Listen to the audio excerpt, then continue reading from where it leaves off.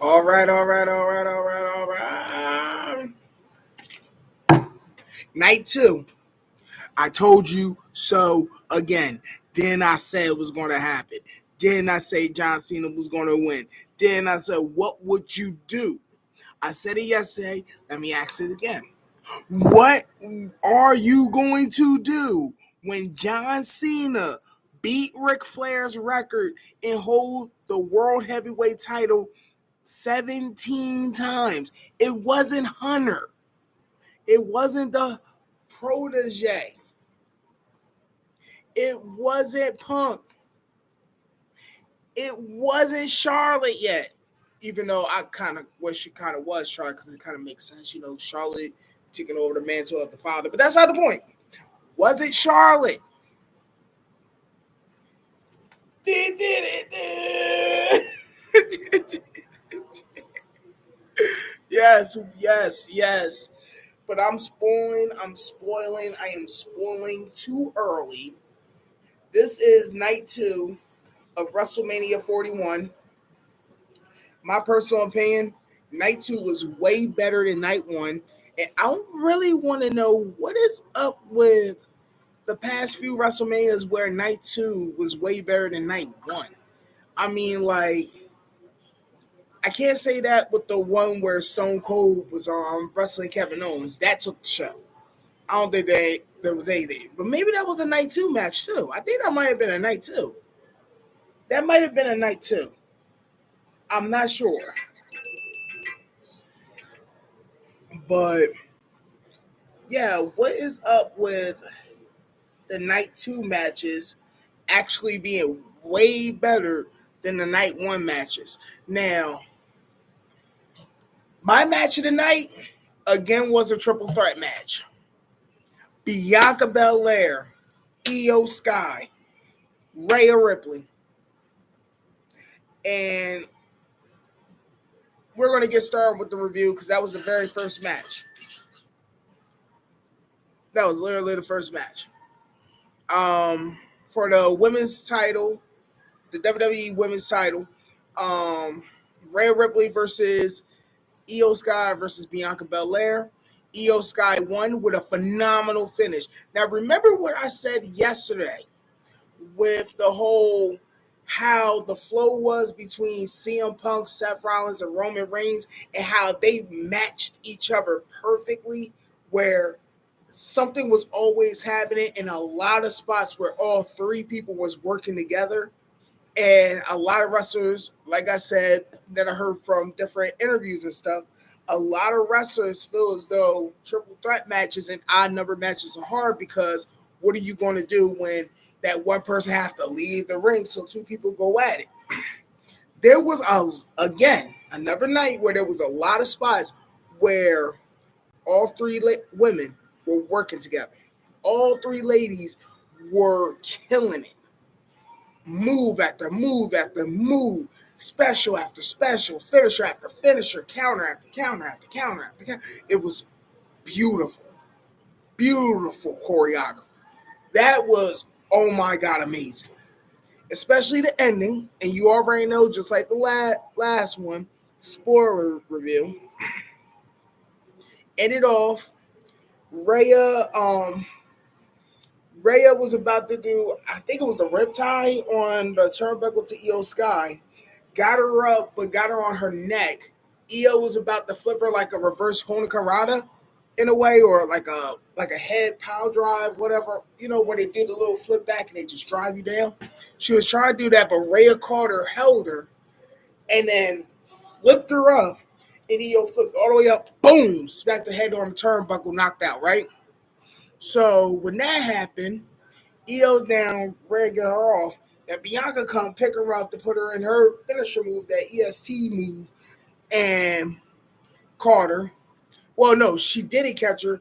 Counter, Rhea laying on her feet, then pushed her away. Bianca took her hair, whack, and you heard the whip. Then she caught her, and then Io out of nowhere, mind you, in the middle of the pin, 1, 2, you just see Io just do a moonsault, boom, landing on both of them, pin Bianca, 1, 2, 3. Io Sky is officially your champion. That is a 4-star match, 4.5 star, 5. It's between 4 and 5 for me. That match was my match of the night. Those ladies, hats off, all around hand clap. Y'all did y'all thing. That was phenomenal. I really feel as though that should not have started off the show, but I guess started off with a bang, right? All right, so the second match, it was Drew McIntyre versus Damian Priest. If I remember the correct, this is kind of a year-long build story where pretty much, if you remember, last WrestleMania, CM Punk screwed Damian Priest. I mean, not Damian Priest. CM Punk screwed Drew McIntyre, and Damian Priest won the title because of it. Then the Hell in a Cell match, his vendetta with CM Punk, he lost. Drew McIntyre lost. Then it's kind of built up this rivalry where it was like Damian was like, dude, you're not focused. You keep dwindling your opportunities because you have this weird fixation with CM Punk. Just focus on your match, mind your business, and you'll be all right. So Drew kind of turned it to Damian Priest. So it led up to this match. Drew McIntyre, Damian Priest, no disqualification. And it was nuts. I give it a 3.5 stars. It was good. It was kind of boring a little bit. Like, I was out, so I missed the EO match. So I was rewatching it on my phone while watching the Damian Priest and Drew McIntyre. And there was a lot of table spots. A lot of table spots. Like, everybody went through a table at least twice. Shoot, Damian went through 2 tables. Drew went through a table. Then they slammed each other both through a table. Then everybody went through a table. But Drew McIntyre finally conquered his losing streak at pay-per-views. He beat Damian Priest with a Claymore kick in the corner. Like, this is the corner. This is the chair. And Damian Priest's head was right here. So when he kicked, it kicked his head to the chair. You know what I mean? So KO. 1, 2, 3. Drew McIntyre won. All right. So next up, we had, was it the Fatal 4-Way? I don't think it was the Fatal 4-Way. Yes, it was the Fatal 4-Way. Okay. It was the Fatal 4-Way. Penta, Braun Breaker, Dom Mysterio, Finn Balor. I was right and I was wrong. I was right.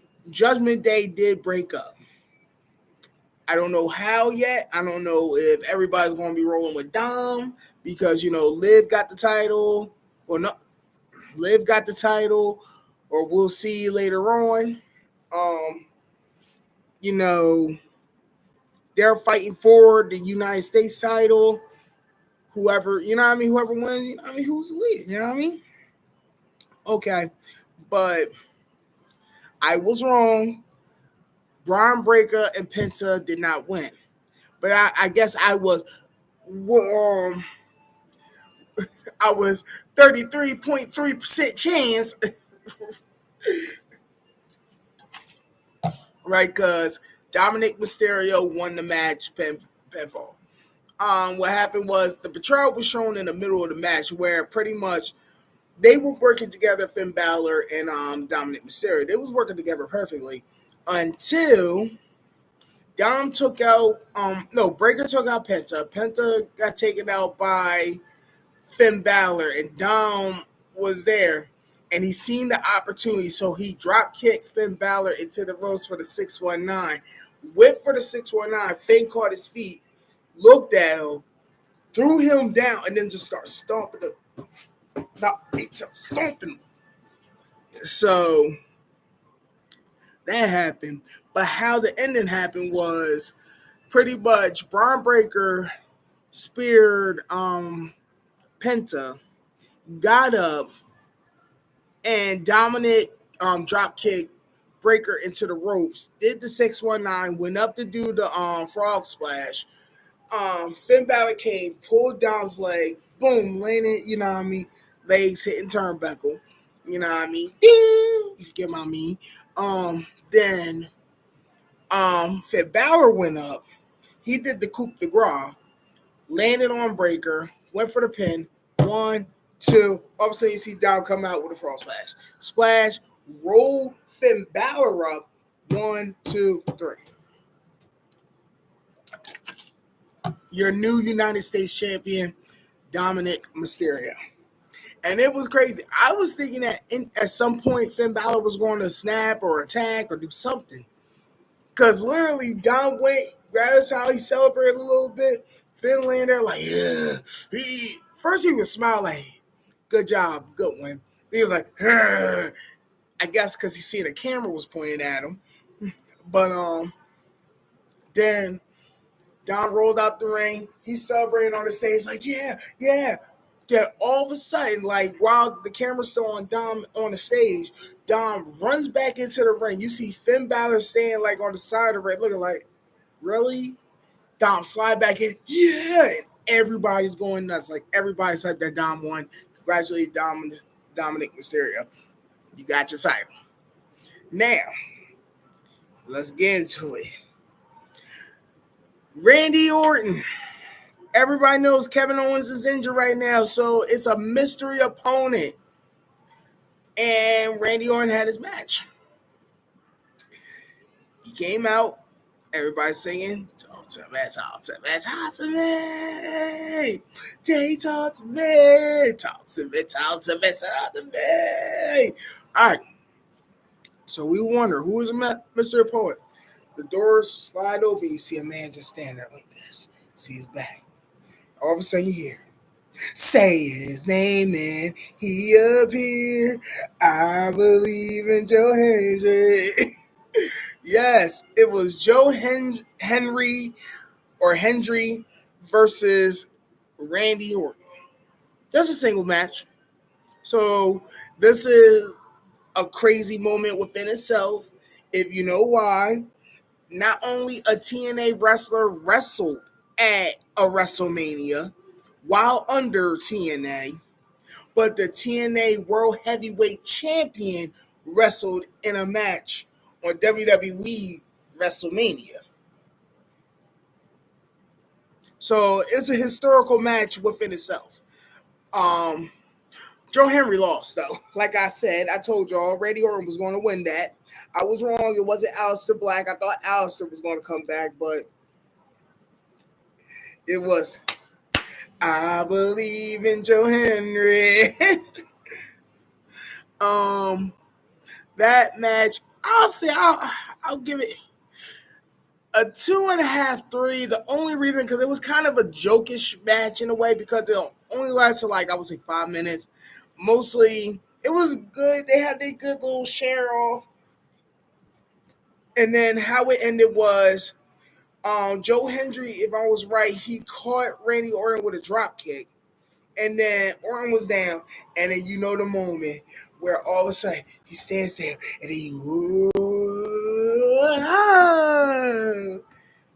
yeah, once he did that close up, all of a sudden you see Orton come up, Orton done. 1, 2, 3, over. So Randy Orton won by pinfall. Then at the end of the match, he gets Joe Hendry up. He's like, talking like, look, you're at WrestleMania. That was a good match. You tried. Make sure you pay attention next time. Gotta watch what you do, learn what you do, see what you see, do. You know what I mean? And then he like turned him around, raising his hand up, like, see, this is the guy, And then all of a sudden, he's like, all right, man. Joe walk away, turn, RKO. And then I think it was just mistimed the first time, and then they got it right. Because they did the close-up on Randy Orton the first time, and he was just looking confused, like, yeah, okay. And I guess somebody, like maybe one of the camera guys that you couldn't see was like, Randy, they're telling me they're trying to do the Henry close-up with you. Oh, we're going to do it? So they he was like, oh. So they did the close-up with him the second time. So, like I said, I think the first time it was just a mishap. Like, They just mistimed it. But all right, after that, it was Logan Paul versus AJ Styles, which I think is going to continue the rivalry, if there is a rivalry between Karrion Kross and AJ Styles, while starting a new rivalry between Logan Paul and Karrion Kross. Oh, I say because it was a good match, but at a point, who's the guy that's on Logan Paul's podcast? That guy. He was crawling on like on the side of the ring. And Karrion Kross came out of nowhere, stopped him because dude had brass knucks in his hand, right? So he took it from him. AJ Styles rolled out of the ring because I think he knocked him out too. And dude just like rolled off like, oh. So he knocked him out. AJ Styles rolled out the ring. He's like, look, it's not what you think, and it's not about you or me. I didn't bring these. One of his people brought them. But you have to do this. Take these and knock him out. Do it for us. Do it. So he handed the brass knucks to AJ Styles. AJ Styles tossed him, punched him in the face, rolled in the ring, got caught. And Logan Paul's finisher, 1, 2, 3. Told you Logan Paul was going to win. I mean, it just made sense. It would be a better push for Logan Paul than AJ Styles. I mean, it would be cool if AJ Styles win, but come on. Like I said, Logan Paul's a really good wrestler himself. So give him his props. All right. So then after that, Stone Cold came out, did the announcement of, the how many fans came to attendance. I didn't catch the number, and then he said the number of for both night in total. And to be honest, I kind of wish they let him promote his beer that he was drinking. I'd rather them promote the Stone Cold Steve Austin beer than the Hulk Hogan beer because it's FHH all day. We don't rock with Hulk Hogan. But that's not the point. But he came out, got a big pop. You know what I mean? After that, it was a tag team match. Now, if somebody can in the comments section, can somebody explain to me if Bayley's injured? Because if I remember correctly, it was supposed to be Bayley and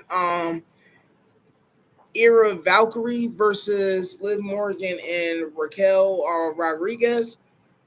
But I guess either Bayley bowed out or she's injured as well. So she wasn't in the match. Who was her replacement? Another person, honestly, I didn't even think would come back because of what she said.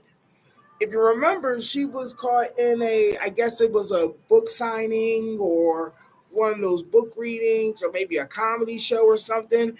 And she literally says she's done with wrestling. Her husband wrestles, but she's done. She's good with the kids. She's happy being a mom, being an author, just chilling. Becky Lynch came out, and her and Valkyrie just won the tag titles. So Liv and Raquel are no longer the women's tag champs. Whoa,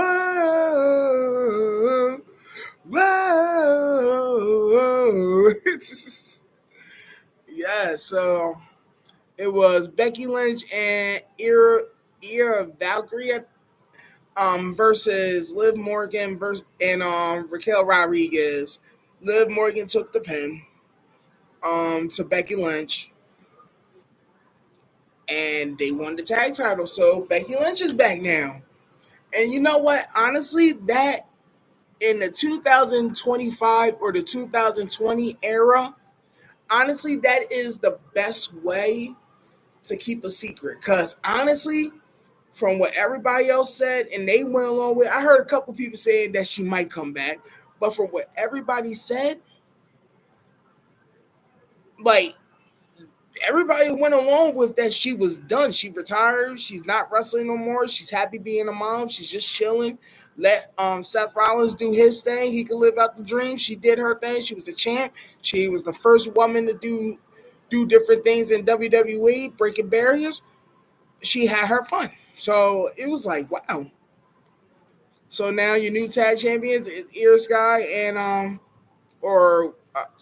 I wish I remember her first name, but not Scott. Valkyrie and Lynch. All right, here we go. Here we go. I was hyped for this match. It is Cody Rhodes. Cody Rhodes. Mama Rhodes. Sister Rhodes. Brandy Rhodes. Versus John Cena. Now, will John Cena make legacy and be the 17-time WWE World Heavyweight Champion, beating Ric Flair? Yes, he will. Yes, he will. And we're going to talk about it. Now, it was a good, steady match, a well-paced match, back and forth. Both got their comeuppance, both got their knockdowns. You know, it was like a finisher counter at the counter. One thing I can say that I liked that happened was when, like, he kept setting it up for the five knuckle shuffle, and they kept playing him because everybody got hyped, everybody held their hand up, you know what I mean, getting ready to do it. And when he finally did it, he didn't do it to Cody Rhodes, he did it to all the fans. So you know it's the heel turn. You can't see me. Did the five knuckle shuffle. Now, the only thing I would say that was kind of sloppy about it is, I get it, it's the heel Cena, and it's the Cena, like, I'm not doing this for the fans, I'm doing it for myself. But you would have thought somebody that's doing it for themselves would still, keep up the pace. It kind of felt like he was wrestling like he was Orange Cassidy in a way. Because, like, when he was doing the five knuckle shuffle, where he'll take off, run, jump, run, boom, or he'll run on one side, boom. It was like, I'm walking, boom. It was like, but the crazy thing about watching the match, it seemed like he was being nonchalant, where, how a lot of wrestling fans be like, you're phoning it in. Everybody loved it.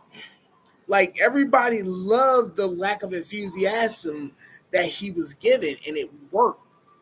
So, how the finish happened? Okay. So, I think they was wrestling over the belt. Yeah, they was wrestling over the belt, and Cody Rhodes countered a move, and he pushed Cena into the ref. The ref got knocked out, rolled out, right?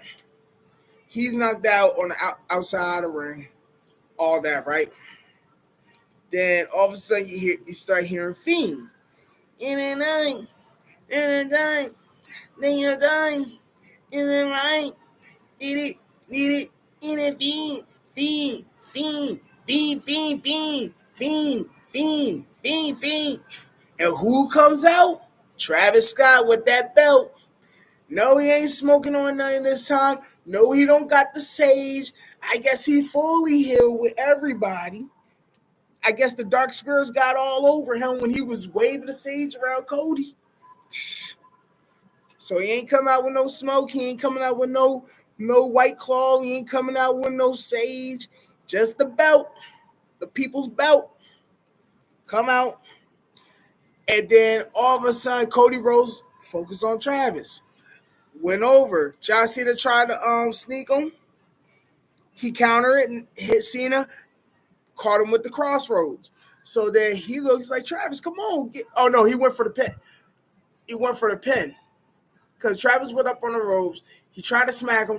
Oh, yeah, that's what happened. Travis came out. He went up on the ropes. Cena grabbed Cody Rhodes from behind. He was like, come on, Travis, smack him. Smack him again.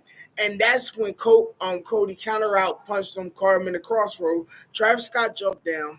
Then Rhodes was like, come on. Come on, you want to come at it? You want to come at it? Come on. So then he went to Cena for the pin.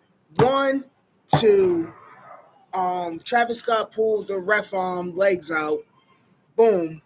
Ref apparently knocked out when he got pulled out of the ring. So many times we've seen referees get pulled out of the ring. I don't know how all of a sudden they get knocked out on pad, but I guess wrestling logic. Beside the point. So Refs knocked out. Cody Rhodes looked over like this right here. He goes and he's like, you want to be a wrestler so much? You want to hit wrestler? You want to be a wrestler? Come on in the ring. Come on in the ring. I'll knock you out. Which one do? Travis like, you ain't gonna do nothing. Cody's like, yeah, I will. Get in the ring. So he's like, oh, you want me in the ring? You think you tough. He's banging on the side of the ring, hyping himself up. He went over the step, banged on the step, ran up the steps. Literally, Travis hopped all 3 ropes. So you would have thought it was like a Rob Van Dam type of jump.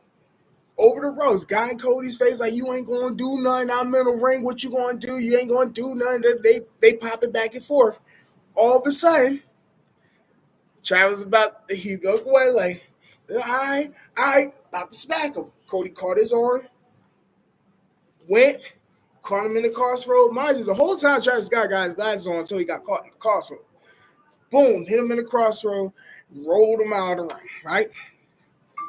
And then all of a sudden, you just see in the corner John Cena with the title. He ran up. Cody Rhodes caught the title. They're fighting for it. Fight for it. Cody Rhodes took the title from John Cena. Cena's like, no, come on, man, no, you're not that type of guy. Don't hit me with the title. Come on, you're not that type of guy. You're a good guy, man. Don't do it. So Cody Rhodes like, damn it, you're right. Got kicked in the nuts again. Went down. John Cena picked that title up. Knockout. 1, 2, 3. And your new 17-time world champion, John Cena, broke the record.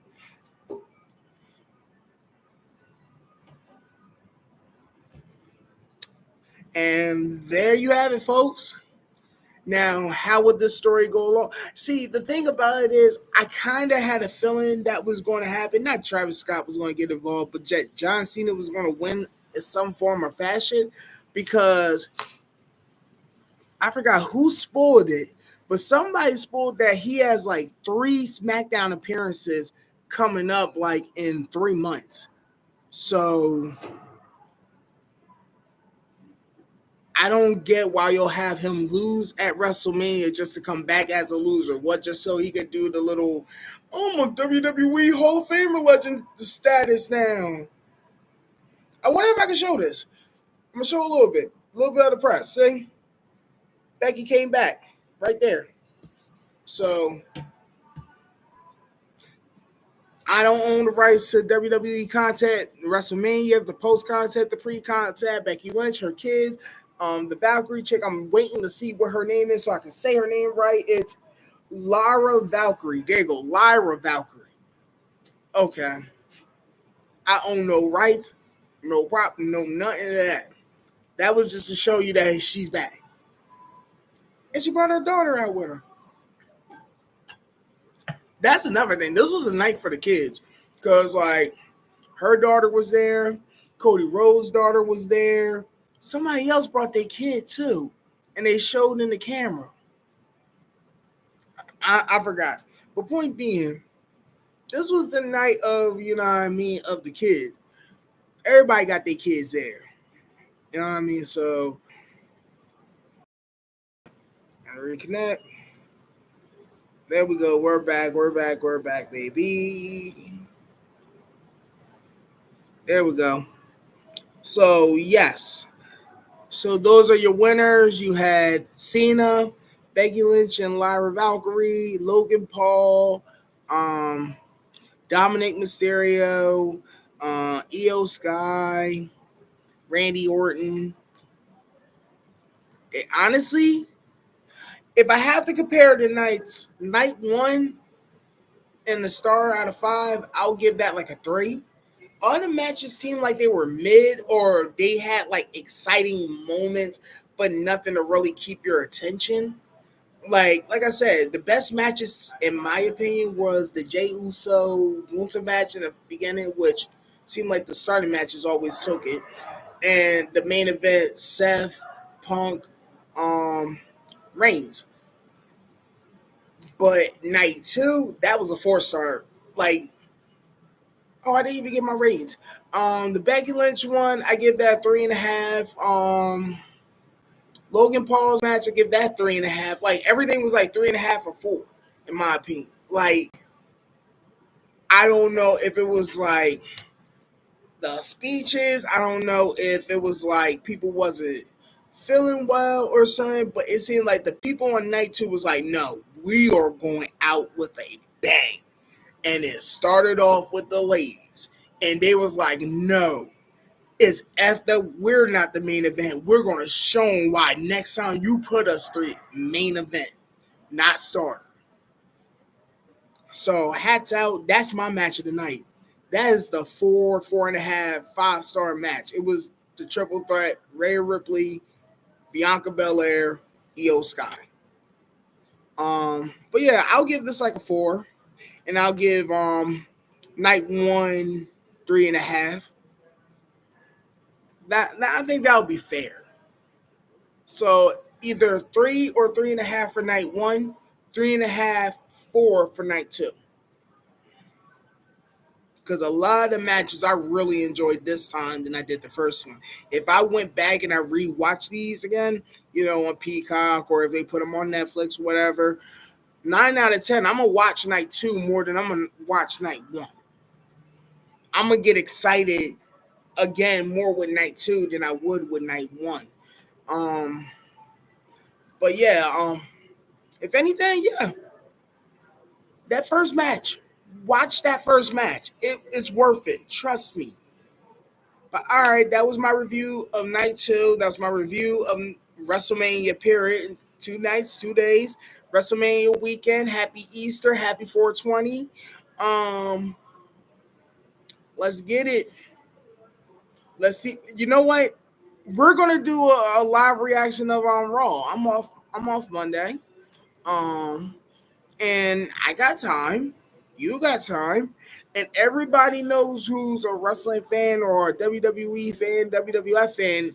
Everybody knows that the Raw after WrestleMania is the thing that is live. Like, even if the WrestleMania was ass, that next Raw, either the fans are going to make it live, the appearance is going to make it live, or the match is going to make it live. So definitely, bro, we might do a little like watch party and a review or something of that. But all right, y'all, I'll catch y'all later. This was shorter than I expected. I don't know why it took long. Probably it took long because I was trying to get everything right, but I literally just got done watching. So, all right, y'all have a good one. Peace. Like, share, subscribe, all that fun stuff if you want.